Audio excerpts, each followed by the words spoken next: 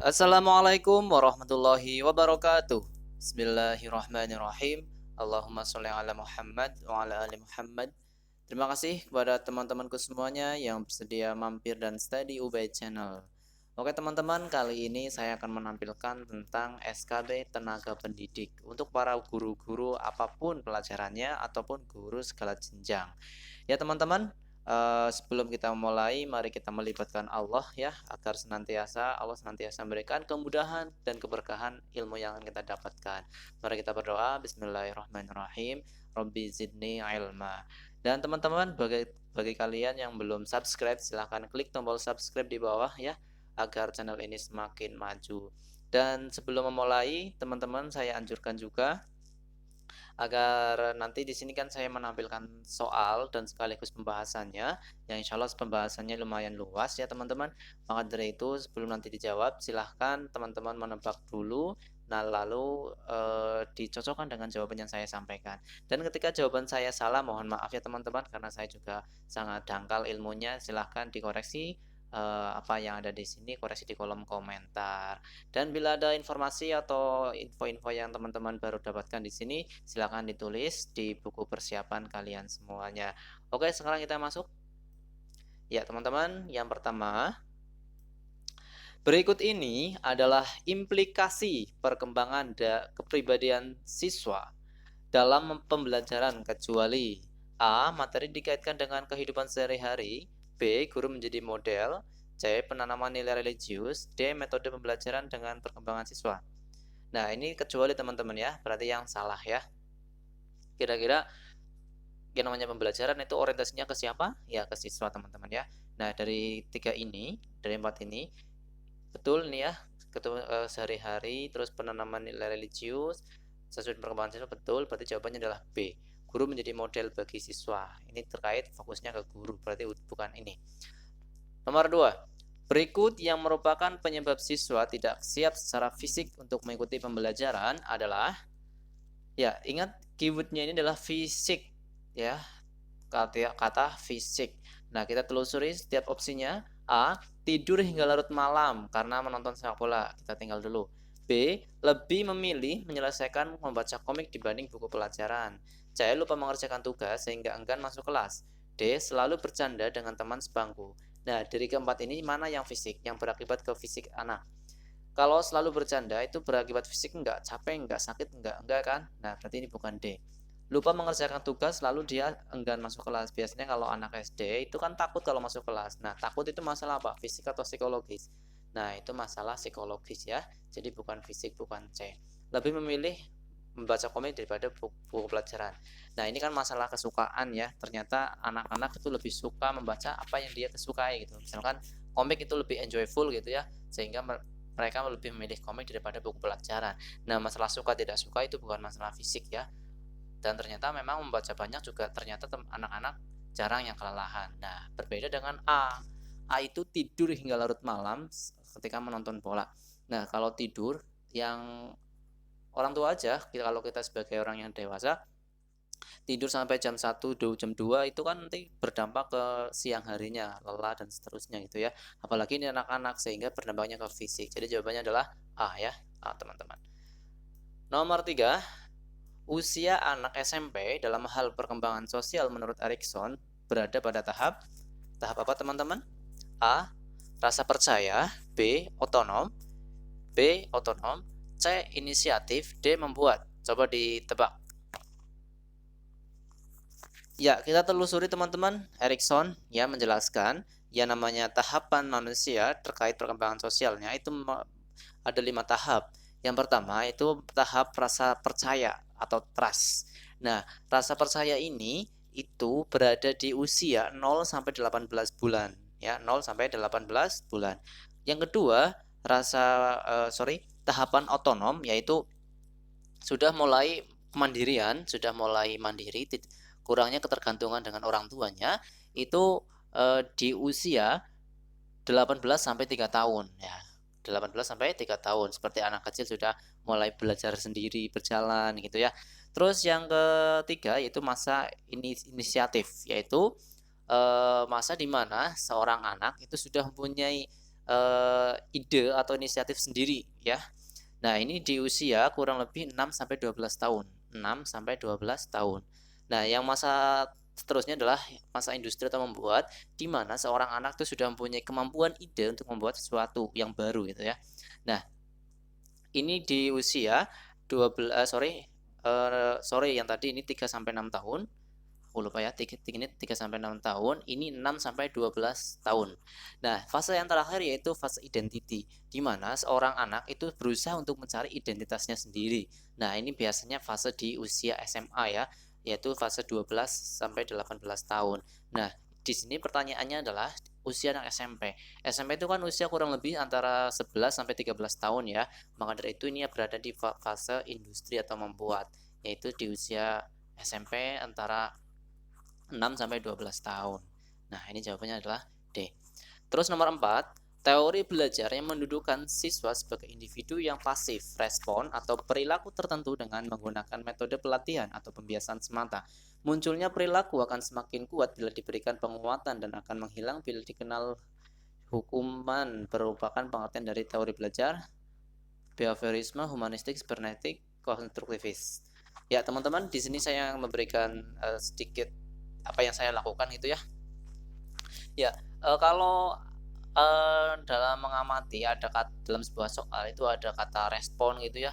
Ada kata respon atau perilaku atau nanti ada impuls, itu biasanya teori behaviorisme ya. S strip R itu kan teori behaviorisme, yaitu tentang perilaku-perilaku. Jadi ini jawabannya adalah behaviorisme, teman-teman.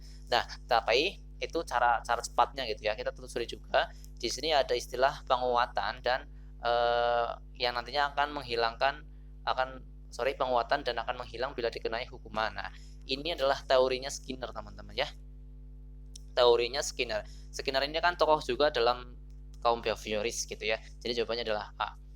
Terus nomor 5, teori belajar kognitif mulai berkembang pada abad terakhir sebagai protes teori perilaku yang telah berkembang sebelumnya.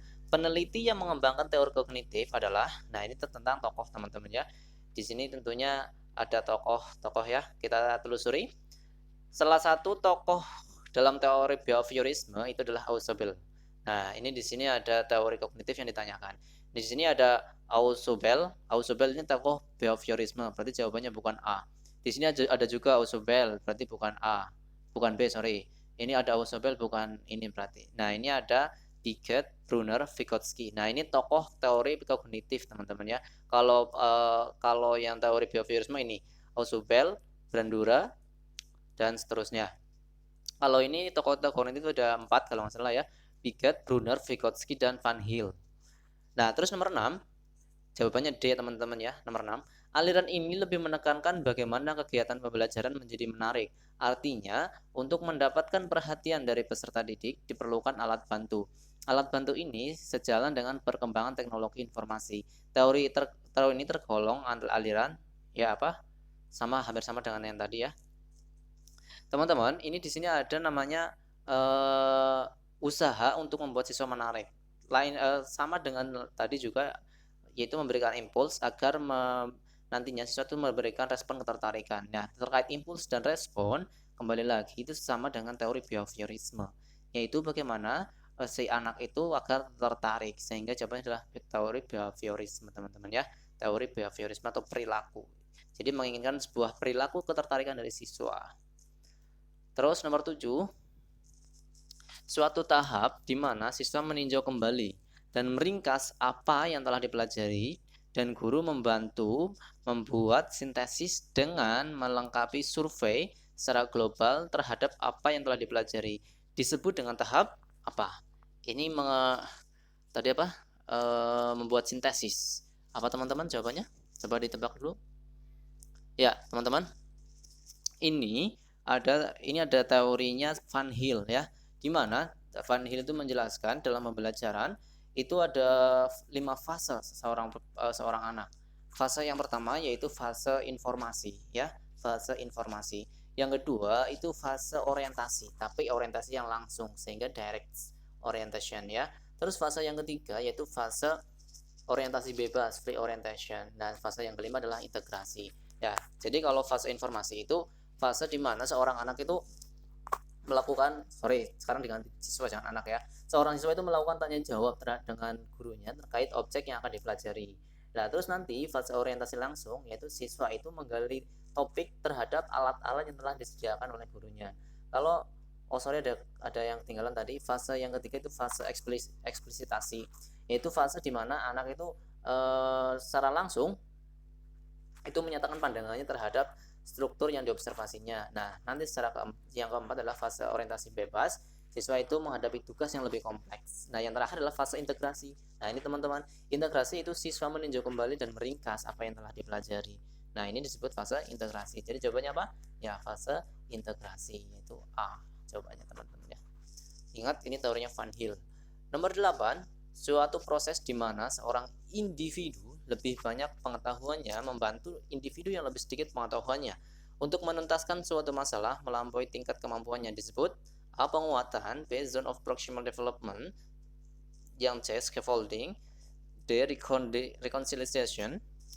Jawabannya apa teman-teman?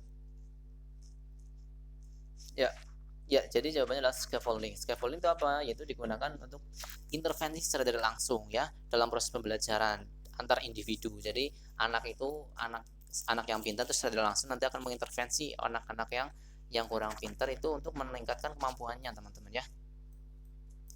Nomor 9, aliran pembelajaran yang menekankan jawabannya berarti C, scaffolding. Nomor 9, aliran pembelajaran yang menekankan bahwa pengetahuan dikonstruksi individu melalui interaksi sosial dengan individu-individu lain, terlebih mempunyai pengetahuan dan sistem kultural yang lebih baik disebut A. Konstruktivisme, B. Konstruktivisme sosial, C. Konstruktivisme person, D. Behaviorism. Apa teman-teman? Tebak? Oke. Lagi dan lagi kita cari dulu keywordnya teman-teman. Di sini ada keyword dikonstruksi. Nah jelas di sini adalah dikonstruksi berarti ini aliran pembelajaran konstruktivisme. Nah akan tetapi konstruktivisme itu nggak cuma konstruktivisme doang gitu ya, ada konstruktivisme sosial dan yang lainnya. Sehingga di sini kita cari tahu konteksnya. Di sini ada kata individu melalui interaksi sosial, berarti hubungan antara individu-individu. Sehingga ini disebut konstruktivisme sosial teman-teman. Berarti jawabannya adalah B. Ya. Terus yang nomor 10, peristiwa atau proses mengaitkan objek baru dengan konsep yang telah ada melalui identifikasi perbedaan disebut apa teman-teman? Ditebak. A. Asimilasi, B. Interaksi, C. Ekuilibrasi, D. Akomodasi. Ya, teman-teman, ini teorinya siapa?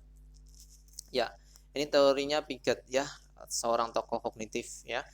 Piaget itu menganggap bahwasannya seorang manusia itu membangun sebuah pengetahuan itu melalui dua fase. Itu fase yang pertama adalah asimilasi, fase yang kedua adalah akomodasi. Asimilasi yaitu fase di mana seorang manusia itu mempunyai atau mendapatkan ilmu pengetahuan yang benar-benar baru. Sebelumnya dia belum tahu gitu ya. Baru. Nah, kalau yang kedua fase akomodasi yaitu seorang manusia itu mendapatkan pengetahuan atau objek baru yang sebelumnya sudah tahu gitu ya, atau sudah ada sehingga terjadinya konsep mengakomodir atau menyamakan atau menelaah dengan konsep-konsep yang sebelumnya. Nah, sehingga jawabannya apa ini teman-teman? Kita lihat peristiwa atau proses mengaitkan objek baru dengan konsep yang telah ada. Berarti jawabannya apa? Ya, D. Akomodasi. Oke, agak cepat. Nomor 11, pertanyaan guru hendaknya dapat mengubah tingkat kognitif ingatan ke tingkat yang lebih tinggi. Sebab apa? A. Siswa harus berkembang dalam cara berpikir. B. Urutan taksonomi belum mengharuskan hal itu terjadi. C. Sifat manusia yang berubah-ubah. D. Agar guru terlihat kreatif. Apa teman-teman? Kita lihat, siswa harus berkembang dalam cara berpikir. Nah, kalau ini adalah teori kognitif, berarti otomatis ini berfokus pada cara berpikir ya teman-teman, sehingga jelas ini adalah siswa harus berkembang dalam cara berpikir. Jawabannya adalah A. Kalau belum itu kan nggak cuma cara berpikir, nanti ada afeksi dan psikomotor ya. Sifat manusia berubah-ubah ya, bukan. Agar guru terlihat kreatif, bukan juga. Berarti jawabannya adalah A. Nomor 18, Butari dalam menyampaikan materi tidak hanya duduk di kursi saja, tapi Butari juga berpindah-pindah tempat agar semua siswa merasa dekat dan diperhatikan olehnya. Langkah yang dilakukan Butari dalam proses pembelajaran termasuk salah satu penerapan A. Keterampilan memberikan penguatan, B. Variasi, C. Perhatian, D. Penyampaian materi. Apa teman-teman?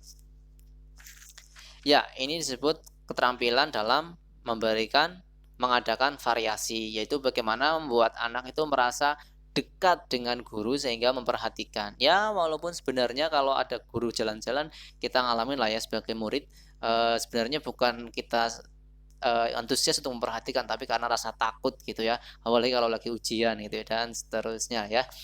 Nomor 13, kehangatan dan keantusiasan, kebermaknaan, dan menghindari penggunaan respon negatif adalah bagian dari A. Tujuan motivasi, B. Tujuan mengadakan penguatan, C. Komponen-komponen mengadakan penguatan, D. Prinsip penggunaan penguatan. Apa teman-teman? Ini ada tiga. Ada tiga ya, 1, 2, 3. Ya, kalau ini jawabannya adalah D teman-teman ya. Prinsip penggunaan penguatan itu ada 3. Kehangatan dan keantusiasan dan seterusnya. Nomor 14. Nomor 14 menimbulkan rasa berkewajiban melibatkan diri dalam bertugas serta bertingkah laku wajar sesuai dengan aktivitas kelas merupakan salah satu dari A. Tujuan mengelola kelas, B. Prinsip-prinsip, C komponen, D penekanan. Apa teman-teman? Ya, ini merupakan, tebak dulu apa jawabannya? Ya, ini jawabannya adalah A. Tujuan mengelola kelas. Karena tujuan mengelola kelas itu ada dua tujuan, tujuan untuk guru dan tujuan untuk murid ya. Dimana kalau tujuan untuk murid itu adalah menimbulkan kemandirian atau rasa tanggung jawab seorang murid terhadap tugasnya di kelas. Seperti itu teman-teman ya. Nomor 15, pernyataan di bawah ini merupakan kelemahan diskusi yang dapat menimbulkan kegagalan atau tujuan tidak tercapai kecuali apa teman-teman? Kecuali ya, berarti kecuali itu berarti yang salah. Nah, di bawah ini apa nih yang salah? Karena di bawah ini itu ada beberapa alasan ya. Kita lihat kelemahan diskusi apa? A. Memerlukan waktu lama. Itu kelemahan bukan? Ya, teman-teman, itu kelemahan karena diskusi itu harus membagi kelompok, menata tempat dan seterusnya. Itu jadi waktunya lama. Jadi berarti ini benar ya. B. Diskusi didominasi oleh siswa pandai dan siswa tertentu. Iya teman-teman, kalau diskusi biasanya kan yang vokal itu benar-benar vokal sampai nggak nyadar gitu ya. Terus yang diem itu tambah malu, tambah minder dan sebagainya. Nah, ini berarti benar B. Terus yang C, dapat membosankan jika pembicaraan bertele-tele dan menyimpang. Nah, kalau dalam diskusi biasanya kan ngobrol macam-macam gitu ya. Mungkin bahas intinya cuma beberapa menit, tapi kalau ngobrolnya itu panjang. Nah, berarti C juga benar. Benar ini alasannya. Nah, D, guru tidak mempersiapkan diri untuk mengajar. Nah, ini nggak ada kaitannya. Berarti jawabannya apa? D. Jawabannya D. Nomor 16, ciri khas dari pembelajaran berbasis masalah adalah terletak pada masalahnya. Di antara berikut yang merupakan ciri masalah model pembelajaran berbasis masalah adalah A. Struktur rumit, B. Kompleks, C. Terbuka, D. Terarah. Apa teman-teman? Coba ditebak dulu. Ya, ini menurut Prince dan Felder, yang namanya ciri-ciri dari proses pembelajaran berbasis masalah itu ada beberapa teman-teman ya. Yang pertama itu kompleksitas ya. Kompleks bermacam-macam permasalahannya, kompleks ya. Terus yang kedua, strukturnya tidak jelas atau ill structure. Kalau di sini adalah strukturnya rumit sehingga butuh dipecahkan gitu ya. Terus yang ketiga yaitu open end problem atau terbuka. Open end problem itu maksudnya permasalahannya itu ada peluang untuk diselesaikan ya, karena ya jangan sampai seorang guru memberikan permasalahan yang nggak bisa diselesaikan itu. Terus yang keempat yaitu autentik. Nah di sini nggak ada tuh autentik, yang ini adanya malah terarah. Berarti jawabannya apa? Terarah, karena di sini adalah apa? Yang bukan. Oke teman-teman, nomor 17. Berikut ini adalah bentuk diferensiasi proses pembelajaran, yaitu ya apa diferensiasinya? Coba kita telusuri. A. Menyediakan alat peraga sesuai kemampuan siswa. B. Menggunakan bahan ajar yang beragam. C. Menggunakan bahasa teknis sesuai kemampuan siswa. D. Membentuk kelompok kecil. Apa teman-teman? Ya, ini terkait proses pembelajaran ya, yang tepat ini adalah menyediakan alat peraga sesuai kemampuan siswa. Jadi jangan sampai alat peraga yang digunakan oleh guru itu tidak sesuai dengan kemampuan siswa karena tidak sesuai nantinya orientasi pembelajarannya tidak akan didapatkan. Nomor 18, pada kegiatan pembelajaran yang mengintegrasikan pendekatan saintifik dalam model pembelajaran berbasis proyek, aktivitas pembelajaran siswa pada tahap mengamati adalah apa teman-teman? Coba dibaca. Ya, sudah. Ya, kita telusuri. Ya, yang namanya proses di sini ada dua variabel ya. Yang pertama pembelajaran berbasis proyek, yang kedua adalah tahap mengamati yaitu metode saintifik. Nah, kalau pembelajaran berbasis proyek yaitu model pembelajaran yang melibatkan siswa dalam suatu kegiatan proyek ya, yang menghasilkan proyek juga. Nah, di sini ada aktivitas mengamati. Nah, apa hubungannya mengamati dengan proyek ini? Nah, jadi yang namanya pengamatan dalam pembelajaran ini adalah siswa itu mengidentifikasi. Jadi informasi yang diberikan oleh pernyataan guru itu diidentifikasi. Nah, ini siswa mengidentifikasi informasi dari pernyataan. Nah, kita lihat yang bawah. B, siswa membuat desain proyek ini sudah masuk ke dalam hal praktek ya. Yang C, siswa mengumpulkan informasi. Ini tahapan asosiasi, teman-teman ya. D, siswa menyampaikan progres proyek, ini tahapan presentasi atau penyampaian. Nah, jadi jawabannya adalah A, mengidentifikasi. 19. Pernyataan berikut yang berkenaan dengan rasional pengembangan kurikulum 2013 kecuali arti yang salah. Di sini ada alasan beberapa kurikulum 2013 ada pengembangan ya. Nah, kita telusuri teman-teman yang namanya pengembangan kurikulum 2013 itu ada dua alasan eksternal dan alasan internal. Kalau internal itu alasan nasional kita, negara kita. Kalau eksternal itu alasan di luar negara kita. Kita telusuri yang pertama, A, memadatkan kurikulum. Kita lewati dulu karena ini ada memadatkan kurikulum. Seolah-olah ini bukan ya. Yang B, capaian di tim TIMSS dan PSA tidak menggembirakan. Ya. Kira-kira ini ya enggak? Jadi TIMS itu adalah kamu pernah dengar ya kalau nggak salah itu Trend in International Mathematics and Science Study ya. Jadi itu suatu lembaga tentang pendidikan, dan PISA itu adalah Program for International Student Assessment tentang penilaian pendidikan. Nah, dari ini capaian Indonesia itu kurang menggembirakan. Jadi ini masuknya faktor eksternal karena faktor eksternal itu terkait dengan luar Indonesia seperti globalisasi dan seperti ini. Terus yang C, adanya perkembangan penduduk usia produktif Indonesia yang membutuhkan kompetensi yang keterampilan memadai. Ini terkait penduduk Indonesia, berarti faktor internal. Berarti ini benar, B benar, C benar. Terus tuntutan pendidikan yang mengacu pada standar nasional pendidikan. Ya, ada 8 SNP ya. Nah, berarti ini benar juga. Ini namanya faktor internal. Berarti yang salah apa? Yang salah ini memadatkan kurikulum agar apa? Siswa itu lebih kaya dan luas. Nah, berarti bukan ini alasannya. Berarti ini jawabannya adalah A. Terus nomor 20. Kurikulum yang dikembangkan harus dapat melestarikan berbagai budaya sebagai warisan masa lalu. Persyaratan tersebut sesuai dengan salah satu peran kurikulum, yaitu A, peran konservatif, B, peran kritis, C, peran evaluatif, D, peran kreatif. Apa teman-teman? Coba dijawab. Ya, dalam pengembangan kurikulum, ya, kurikulum itu mempunyai peran. Yang pertama adalah peran konservatif, teman-teman ya. Peran konservatif yaitu, ini jawabannya adalah A, yaitu peran konservatif, maksudnya adalah melestarikan berbagai budaya warisan masa lalu. Nah, jadi jawabannya adalah A. Tapi saya jelaskan yang B, C, D. B, peran kritis, yaitu peran kurikulum adalah menggali kesenjangan antara idealitasnya dengan kondisi yang ada, atau kurikulum yang telah berlaku dengan kekurangan era yang baru gitu ya. Adanya kesenjangan antara kurikulum yang telah berjalan dengan kondisi terkini gitu ya. Yang C, peran evaluatif. Nah, ketika kurikulum baru itu mengadopsi perkembangan global, tentunya butuh namanya evaluasi, yaitu kira-kira mana kurikulum yang perlu diadopsi dan mana warisan-warisan yang perlu dipertahankan gitu ya. Nah, terus D, peran kreatif, yaitu kurikulum menciptakan hal-hal yang baru ya. Nomor 21, manakah di antara pernyataan berikut, jadi jawabannya A teman-teman ya, yang tidak tepat terkait dengan kompetensi inti?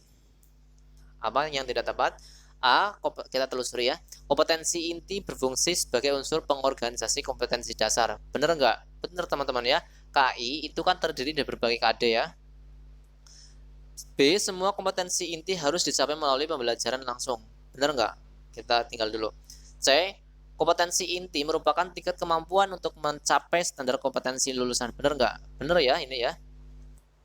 D, kompetensi inti dapat dicapai melalui proses pembelajaran intrakurikuler, kokurikuler, dan ekstrakurikuler. Nah, ini benar teman-teman. Nah, yang salah B ya. Karena apa? Di sini dibilangin semua kompetensi harus dicapai melalui pembelajaran langsung. Ya nggak langsung teman-teman, ini ada jawaban di D. Jadi nggak semuanya langsung, ada intrakurikuler, kokurikuler, dan ekstrakurikuler gitu ya. Jadi jawabannya adalah B, karena ini adalah yang tidak tepat gitu. Nomor 22. Proses pembelajaran dalam mencapai kompetensi lulusan pada dimensi sikap diperoleh melalui, ya teman-teman, ini ada kata dimensi sikap. Sebagaimana kita ketahui dalam taksonominya Bloom, itu kan kompetensi lulusan itu ada 3 dimensi ya, dimensi afeksi yaitu sikap, dan dimensi kognisi yaitu pengetahuan, dan dimensi psikomotor yaitu keterampilan. Nah, kalau masalah kognisi itu kan soal kecerdasan gitu ya. Nah, ini masalah sikap. Nah, apa itu namanya yang diperoleh itu melalui apa kalau sikap? Kita telusuri. Di sini ada kata menerima, mengetahui, memahami, menerapkan, menganalisis. Nah, ini ada kata mengetahui, memahami, menganalisis. Ini kira-kira dimensi apa? Ya, ini dimensi kognisi teman-teman ya, bukan dimensi afeksi. Ini dimensi kognisi karena ini ada proses tentang pengetahuan. Yang B, menerima, menjalankan, menghargai, menghayati, dan mengamalkan. Kita tinggal dulu. Saya menerima, memahami, menerapkan, menyajikan, mengkomunikasikan. Nah, ini juga sama nih. Menyajikan, mengkomunikasikan, ini kan konsep dimensi kognisi ya. Ini ingat ya, pokoknya itu di saintifik itu ya. Terus yang D, mengetahui, memahami, menerapkan, menalar, mengkomunikasikan, ini saintifik banget teman-teman ya. Nah, ini ada dimensi kognisi banget ini ya. Berarti jawabannya apa? Ya, jawabannya B, menerima, menjalankan, menghargai, menghayati, dan mengamalkan. Sorry teman-teman ya, lumayan cepat. Nomor 23, seorang guru mengelola proses pembelajaran matematika SMP dengan fokus tujuan mata pelajaran yang hendak dicapai adalah mengembangkan pengalaman belajar siswa yang paling sesuai dengan tujuan tersebut adalah A, membuktikan teorema Pythagoras dan triple Pythagoras, B, menentukan luas permukaan bangun balok, C, menentukan penyelesaian persamaan linear satu variabel dengan teorema kesetaraan, D, menjelaskan kedudukan titik dalam bidang koordinat Kartesius. Ya, ini terkait. Jadi gurunya itu tidak hanya memberikan doktrin-doktrin tentang rumus-rumus gitu ya, tapi ingin gurunya mengembangkan penalaran dari siswa itu sehingga dibenturkan dengan pengalaman belajar siswa. Nah, dari keempat ini mana yang paling tepat? Ya, tentunya adalah A teman-teman ya, itu dibuktikan secara empiris, yaitu teorema Pythagoras dan triple Pythagoras ya, empirisme. Nomor 24, jawabannya tadi A ya. Nomor 24, ada beberapa prinsip umum pembelajaran yang harus kita terapkan dalam menyusun rencana pelaksanaan pembelajaran atau RPP. Pernyataan berikut yang tidak termasuk sebagai prinsip umum pembelajaran yaitu apa teman-teman? Ya, kita telusuri. A, peningkatan dan keseimbangan antara keterampilan fiskal atau hard skill dan keterampilan. Iya nggak? Benar sekali, harus ada namanya balancing ya. Balancing. Terus yang B, dari pembelajaran berbasis konten menuju pembelajaran berbasis kompetensi. Nah, dari konten ke kompeten. Bener nggak? Bener sekali teman-teman. Jadi nggak cuma konten doang gitu ya. Terus yang C, pembelajaran untuk meningkatkan kompetensi berlangsung di sekolah. Ya enggak teman-teman? Ya, ini bukan ya. Karena pembelajaran yang diharapkan adalah dimanapun adalah belajar ya. Nggak cuma di sekolah. Yang D, dari pendekatan tekstual menuju proses pendekatan penguatan penggunaan pendekatan ilmiah. Ya, benar sekali. Jadi jelas jawabannya C. RPP nomor 25. RPP dirancang untuk mendorong semangat belajar, motivasi, minat, kreativitas, inisiatif, inspirasi, inovatif, dan kemandirian. Prinsip penyusunan RPP sesuai dengan hal tersebut adalah A. Mengakomodasi pembelajaran terpadu, B. Mengakomodasi perbedaan individu siswa, C. Mendorong partisipasi aktif siswa, D. Berpusat pada siswa. Apa teman-teman jawabannya? Coba ditebak ya, dijawab dulu. Ya, ini soal prinsip penyusunan RPP teman-teman itu ada di Permendikbud nomor 22 tahun 2016. Coba teman-teman dibuka tentang standar proses Dikdasmen ya. Nah, salah satunya adalah berpusat pada siswa. Nah, jadi jawabannya apa? Jawabannya adalah D, berpusat pada siswa. Oke teman-teman, terima kasih alhamdulillahirrahmanirrahim. Sekian dari saya. Bila saya salah silahkan dikoreksi di kolom komentar ya. Sekian, dan jangan lupa agar channel ini semakin terbangun silahkan klik tombol subscribe dan di share ke yang lain, dan jangan lupa didoakan agar selalu mendapat ridho Allah Subhanahu wa taala. Sekian dari saya. Wassalamualaikum warahmatullahi wabarakatuh.